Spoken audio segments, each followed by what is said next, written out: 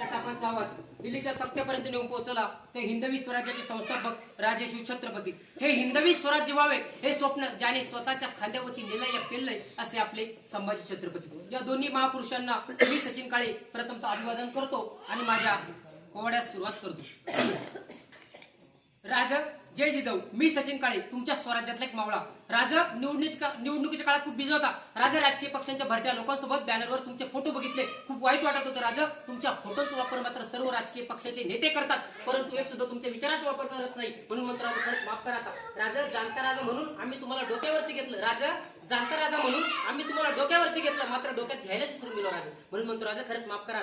राजा तुमच्या स्वराज्यात स्त्रियांना 50% आरक्षण असून 100% संरक्षण होतं, परंतु आमच्या स्वराज्यात सगळंच पारदर्शक झालं. कोणी या महिलांची छेड करा, कमेंट करा, वाईट बोला, आम्ही काहीच करणार नाही. म्हणून म्हणतो राजा खरंच माफ करा.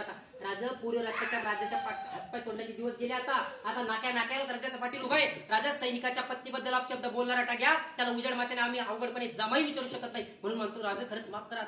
राजा शिवाजी जर घडवायचे असतील ना, राजा शिवाजी राजे जर घडवायचे असतील ना, तर पहिल्यांदा जिजाऊ घडली पाहिजे. आम्ही मात्र आजच्या जिजाऊचा गर्भातच खून करतो. राजा पण समजा आली जिजाऊ सावित्री जन्मला, आणि आपल्या लेकीचं नाव आपण काही ठेवलं ना तरी तिला सामान, तिला आयटम, तिला चिंगी पुंगी आणि शिट्टी म्हणणार. राजा म्हणून म्हणतो राजा खरंच माफ करा. राजा संविधान शून्य दुनियेमध्ये आम्ही एवढे संवेदनहीन झालो, आम्हाला आईसारखं दिसणारं शरीर बाईसारखं कधी वाटायला लागलं ना. म्हणून म्हणतो राजा खरंच माफ करा. शिवाजी महाराजांची कीर्ती बेफाम होती. महाराजांची कीर्ती बेफाम, भल्या भल्यांना फुटलाय घाम, याला कोण घालेली सन दरबारी कुस्ती बेगम. बडी बेगम म्हणजे आली देशाची आहे बर का. नजरेत तिच्या अंगार दरबार झाला गप्पगार, कोणी घेईन पुढाकार साऱ्यांनीच मानली हार. इतक्यात अचानक एक सरदार उठला आणि बोलला, मै लावूंगा शिवाजी को, आणि त्याला विडा उचलला. नाव त्याच अफजल खान.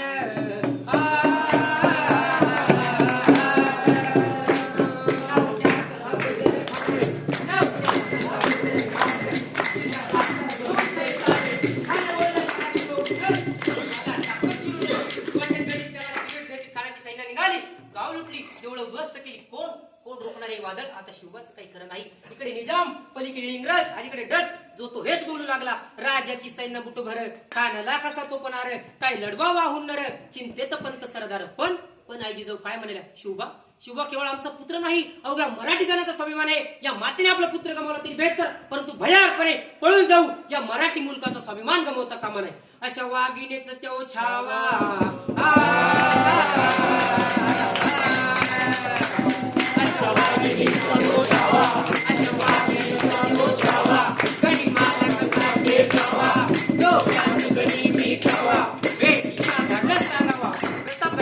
प्रतापगडावर आमने सामने भेटीचा सांगावा. खानानं हसत हसत कबूल केला. दिवस ठरला आणि ठरल्याप्रमाणे प्रतापगडच्या पायथ्याशी खान,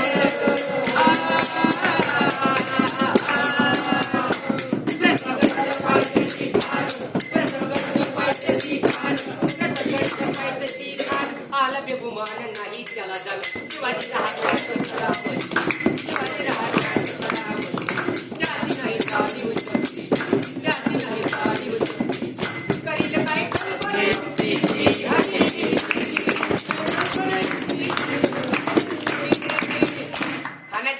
महाराजांच्या भेटीसाठी खानाने एक शानदार शामियान उभारला.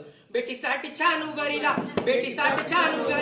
नक्षीदार शामियान्याला, आणि अशा शामियानात खान डौलत डुलत आला.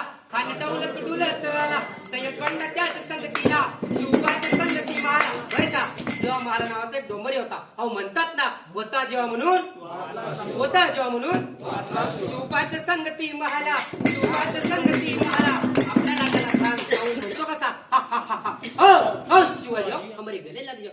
खान हाक मारी तो हसरी, तो खून नजारा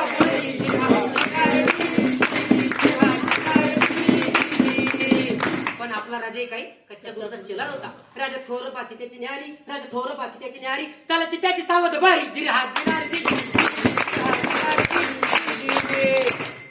खानाने राजाला आलिंगन दिलं आणि दगा केला. खानाचा अभिमान मान्याला, कटऱ्याचा वार त्याने केला, खर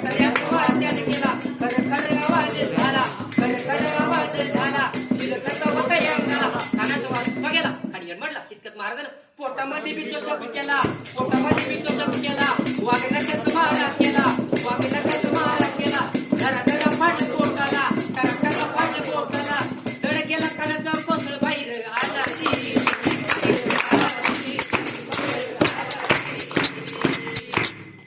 पाटगडचे युद्ध जाहले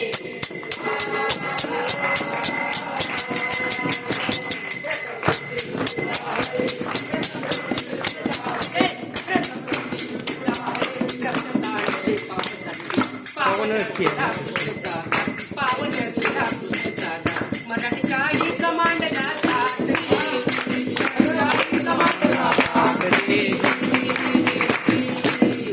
छत्रपती शिवाजी महाराज की जय धर्मवीर छत्रपती संभाजी महाराज की जय मांगसी माता की जय पशुपतेश्वर भगवान की जय महामंडलेश्वर स्वामी परमानंद गिरिजी महाराज की जय हर हर